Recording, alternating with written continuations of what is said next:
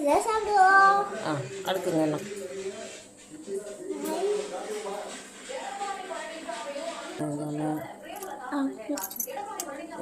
அடிக்காச்சா இப்போ கேரட் என்ன டெக்கரேட் பண்ணுறீங்க சாத்விகா? என்ன பீஸா இது? என்னது இது வைக்கிறீங்க? மேங்கோ. இதான் நீங்கள் மார்னிங் பிரேக்ஃபாஸ்ட்டா? இங்கே பாருங்க, என்னது இது? பீஸா. ஓகே, சாப்பிட்றீங்களா? சரி.